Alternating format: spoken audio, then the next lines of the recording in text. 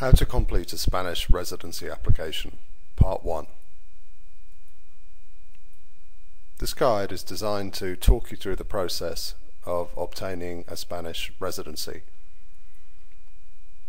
This is Part 1, where we discuss the practicalities. In a separate video, Part 2, we look at the completion of the application form.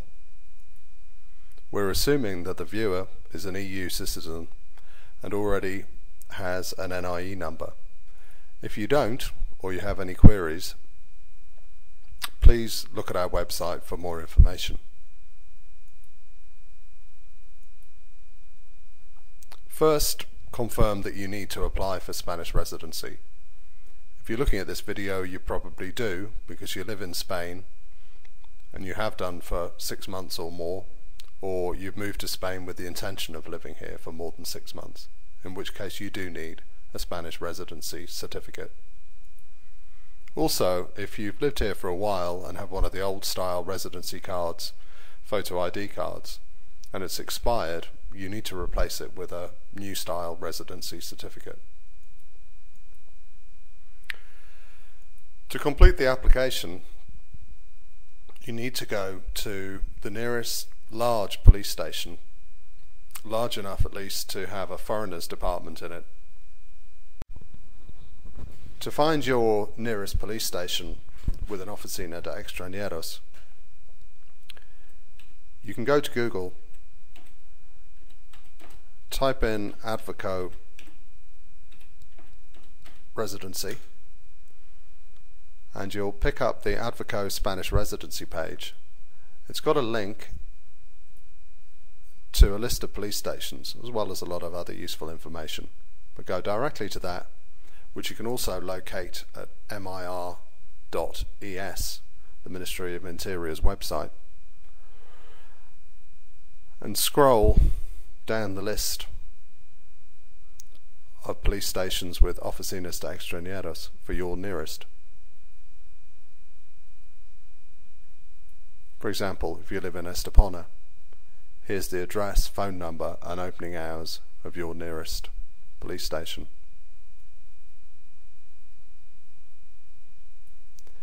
If you don't live in Andalusia, which is this first list, you can click above where it says Oficinas de Extranjeros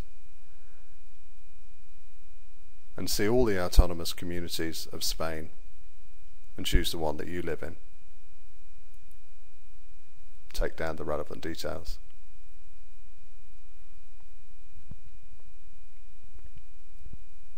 One problem you may find is that each police station has its own system, and without ringing the number to check what the system is, you may find that if you just turn up at the hours stipulated, that you're unable to process your application that day.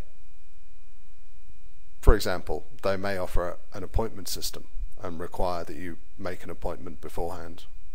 In this case, if you want to avoid that, you can ring up and check what the system is, or go there as if they don't have an appointment system, hope for the best, and if the worst comes to the worst, make an appointment for another day. Now that you've decided where you're going to make the application, you need to make preparations. You'll take with you your passport, a copy of the passport.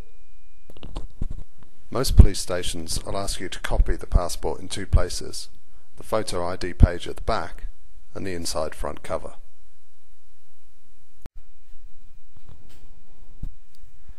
You'll also need to take along your NIE certificate, or if you're replacing an old style photo ID residency card which has expired, take that along.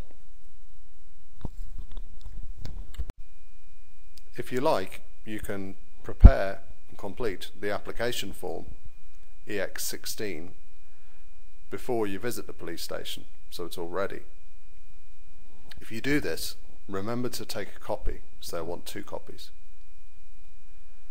Alternatively, you can wait to the day of the application, pick up the EX16 form at the police station and complete it on the spot. The second part of this presentation, video number 2, deals with completing the application form. On the day of the application itself, you'll want to arrive there early enough to beat the queues. If there's too many people for the office to process in a queue, they will send some people home to come back another day. If the office opens at 9, which they do in my area, then arriving at 8 should be sufficient. Once inside the office, you'll be called to a desk where you just say that you want to apply for a residency certificate. Initially, they'll just give you an application form and a bank fee form. Police stations in most parts of Spain charge a fee, perhaps around €10, for performing the application process. So take your forms, find a bank nearby, hand over the form and some money. You'll get a stamped form back showing that you paid the fee, and you can return to the police station and rejoin the queue. In some police stations you'll be able to go back to the front of the queue. Then hand over all the documents that you brought, including the completed application form. The official should, once he's checked through it all, typed everything into a system, give you a residency certificate on the spot. That's all there is to the process. But you may wish to look at how to complete a Spanish residency application part 2 for an explanation of the application form EX16.